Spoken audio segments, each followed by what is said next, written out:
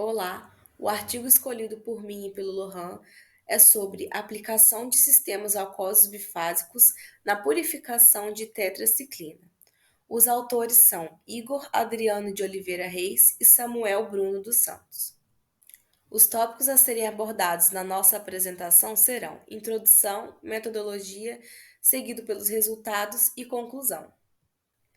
Aqui falando um pouco sobre a extração e a purificação de compostos, geralmente as técnicas que são mais utilizadas nas indústrias consistem em processos formados por sistemas já tradicionais, né? Com a utilização de solventes orgânicos, que geralmente são utilizados ou a quente ou a frio, a utilização de agentes quelantes e precipitantes, e também técnicas cromatográficas, a aplicação de fluidos supercríticos, ultrassom e radiação microondas, sendo as três técnicas que eu falei por último, né, de fluidos supercríticos, ultrassom e radiação microondas, são menos tradicionais. Mas essas técnicas que são mais utilizadas, elas consomem uma quantidade elevada de solventes ou são procedimentos que são muito custosos e que podem apresentar condições que sejam danosas às biomoléculas. Isso faz com que a extração de biomoléculas utilizando esses sistemas aquosos bifásicos se torne uma alternativa. E esses sistemas, eles apresentam como maiores vantagens a possibilidade de ampliação de escala, a fácil montagem, a alta concentração de água, que pode variar de 70% a 95%. Isso oferece um ótimo meio, né, para as biomoléculas que são sensíveis. Também tem a baixa tensão interfacial, né, o que facilita a migração das biomoléculas e ainda minimiza o risco de comprometimento da estrutura de células e proteínas. Porém, esse método tem uma desvantagem, e essa desvantagem ela é econômica, porque devido ao alto custo dos polímeros, né, como por exemplo a dextrana, isso leva a uma aplicação de sistemas baseados em sais. Mas, de fato, o que são esses sistemas aquosos bifásicos? São sistemas formados pela mistura de dois polímeros ou de um polímero e de um sal acima de certas concentrações críticas, né? O que resultam em duas fases immiscíveis, onde as duas fases elas são líquidas e são formadas como maior constituinte a água e diversos solutos. E na aplicação industrial, o principal sal utilizado é o fosfato. Isso é devido ao seu baixo custo e ao seu alto coeficiente de partição de biomoléculas. Porém, quando ele é utilizado em altas concentrações, pode acarretar alguns problemas, né, de desnaturação das biomoléculas e também problemas ambientais. Agora, nessa tabela, eu vou mostrar um pouco alguns exemplos de biomoléculas que são extraídas por esse sistema aquoso bifásico. Na primeira linha, né, a gente tem o componente 1, que é o líquido iônico e aminoácidos, que é utilizado na biomolécula de cafeína. Já na biomolécula de insulina, a gente tem o copopolímeros e fosfato de potássio. Para a biomolécula proteína, a gente tem como componente 1 o triton X100 e sulfato de potássio. Para o triptofano, a gente tem líquido iônico e hidróxido de potássio. E para a lipase, a gente tem duas opções. Para a componente 1, a gente tem a opção de líquido iônico juntamente com fosfato de potássio. E a outra opção, para o componente 1, utilizar um álcool. E no componente 2, utilizar o citrato de sódio. Agora, falando sobre a metodologia do trabalho, inicialmente foram feitas soluções com diferentes concentrações dos componentes dos sistemas álcoois e sais de fosfato de potássio, onde variou a concentração dos álcoois de 40% a 60% e dos sais de fosfato de potássio de 10% a 20%. Sobre essas soluções, foram adicionadas, né, uma solução aquosa onde continham as biomoléculas, de forma a se ter uma concentração de 10 miligramas por litro e, no final, o sistema apresentar uma massa de 14 gramas. Essas soluções elas foram levadas, então, para tubos de Falcon de 15 ml, onde eles continham tampas, né, que tinham o intuito de prevenir a vaporização dos álcools. Depois, esses tubos eles passaram por uma homogeneização que foi feita por uma agitação vigorosa, e cada sistema ele foi centrifugado por 10 minutos. E essa centrifugação foi feita para que ocorresse, né, a separação das fases. Após a centrifugação, o sistema ele foi deixado em repouso por no mínimo 8 horas para que atingisse o equilíbrio. Após esse passo anterior, né, que o sistema foi deixado em repouso, pôde-se observar que as fases claras e transparentes, onde tinha uma interface bem definida. Então aí foi feita a separação das fases.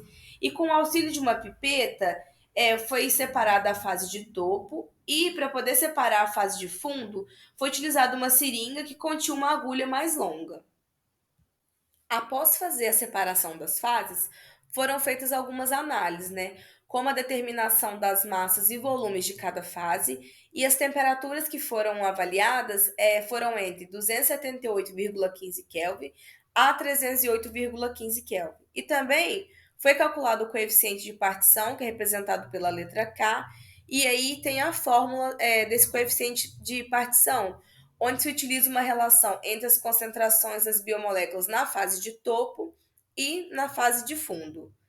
E também foi feita uma avaliação do processo de extração, e para isso foi calculado a razão de volume, RV, que está aí na fórmula, que é volume do topo dividido pelo volume do fundo, e foi feito também o cálculo da extração, onde o cálculo da extração utilizou a seguinte fórmula, onde precisou da razão de volume e do coeficiente de partição.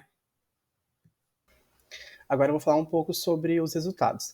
A determinação da concentração das biomoléculas foi feita por meio de espectrometria UV-Vis e a influência dos contaminantes na determinação do antibiótico também foi feita pela varredura UV-Vis.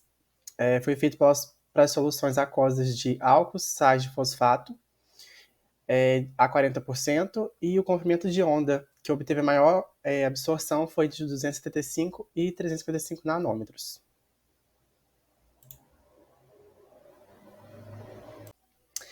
Para as extrações de tetraciclina no sistema proposto, foi realizado 2 tipos de otimização. O primeiro ocorreu com o particionamento do antimicrobiano para a fase topo, na qual a recuperação é facilitada pela volatilização do álcool.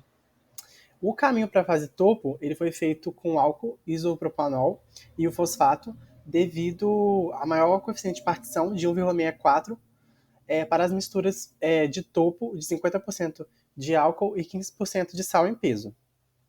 Após essa determinação, foi feito uma variação da concentração de fosfato de 10 a 20%, obtendo o seguinte resultado. Neste gráfico, nós temos o coeficiente de partição e a eficiência de extração da tetraciclina, utilizando a variação do sal e mantendo a concentração de álcool em 50%. Foi variado de 10 a 20% de sal. Nós podemos notar que com o aumento do fosfato de potássio, ocorreu a exclusão das moléculas da fase topo. Isso ocorre devido a um efeito chamado salting out, que é um fenômeno químico que ele ocorre quando acontece uma adição de sal em uma solução, que vai acontecer a redução da solubilidade, e isso acarreta na formação e separação de algumas substâncias. Com o aumento da concentração de sal, que a gente pode notar aqui no gráfico, o coeficiente de partição ele foi aumentando, tendo seu máximo em K igual a 2,41, com eficiência de ser de 95%, que foi quando teve a concentração de 20% de fosfato. Nesse outro gráfico, foi analisado a variação do álcool com a concentração de fosfato em 20%, que foi o melhor resultado. A gente pode notar que nesse gráfico, à medida que a concentração do álcool ela aumenta, tanto a eficiência quanto o coeficiente de partição, eles também aumentam. Isso ocorre porque a tetraciclina tem mais afinidade com o álcool do que com a água. Então, quanto mais álcool, menos água teria no sistema.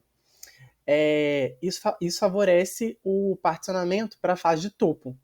Logo, com o aumento da concentração de álcool, gera maior migração para a fase superior. Também foi feita uma análise variando a temperatura, entretanto, não obteve resultados distintos para diferentes temperaturas, então eu não trouxe esse gráfico. Agora a gente vai falar um pouco sobre a fase de fundo, que também foi feito o estudo. Outro caminho de otimização que foi feito foi para a fase de fundo, que foi formada pelo etanol e uma solução tampão, onde obteve menor coeficiente de partição. Porque a fase de topo, você usa o maior coeficiente de partição, e a fase de fundo você vai utilizar o menor. O próximo passo foi mantido a concentração de etanol de 50% e variou-se a solução tampão de 10 a 20%, e a gente obteve o seguinte gráfico, que é esse gráfico aqui. Neste gráfico a gente tem o coeficiente de partição e a extração da tetraciclina com a concentração de 50% em álcool e crescente, variando a temperatura de sal de 10 a 20%. A gente pode notar que à medida que a concentração da solução tampão aumenta, o coeficiente de partição cresce e a eficiência também. Foi obtido um valor de K de 0,39 de coeficiente de extração a 50% e de eficiência, e essa eficiência baixa ela ocorre devido à elevação da concentração de sal, porque aumenta a exclusão das moléculas para a fase topo, então a fase fundo não vai ser tão favorecida. Nesse próximo gráfico, nós temos a concentração de etanol variando de 40% a 60%, variando de 5 em 5, e foi mantida a concentração da solução tampão de 17,5%, que foi o melhor resultado. Nós podemos notar que à medida que a concentração de etanol aumenta, tanto o coeficiente de partição quanto a eficiência, elas diminuem. E o menor valor de K encontrado foi de 0,29 para a concentração de 60% de etanol, e o maior valor de K encontrado foi de 0,75 para a concentração de 40% de etanol. Aqui também foi feito o estudo da variação de temperatura, só que dessa vez a gente teve uma variação entre os pontos. Ele utilizou de 287,15 a 308,15 Kelvin, no sistema de 60% etanol e 17,5% da solução tampão, que foi a que obteve o melhor resultado. E nós podemos notar no gráfico que a fase fundo ela teve, né, influência da temperatura, e que à medida que a temperatura ela aumenta, os coeficientes eles vão diminuindo. O autor também diz que a temperatura é um fator extremamente necessário para o controle desse processo. Agora a conclusão. Os sistemas aquosos bifásicos formados por álcool e sal foram aplicados com sucesso para o particionamento do antibiótico tetraciclina. O processo de extração ele foi otimizado em duas vertentes diferentes, e ele variou a concentração dos componentes do sistema e a temperatura. E ele percebeu que, a depender dos constituintes do sistema, as moléculas elas tendem a migrar para o topo quando o K é maior que 1 e a migrar para o fundo quando o K é menor que 1, no processo que foi otimizado. E, por fim, ele destaca os melhores valores de coeficiente de partição encontrados para a fase topo. Foi quando ele obteve um K igual a 2,74, usando o isopropanol a 60% e o fosfato a 20%. E para a fase de fundo, o melhor K foi o de K igual a 0,39, quando ele utilizou o etanol a 60% e uma solução tampão a 17,5%. Foi isso. Obrigado.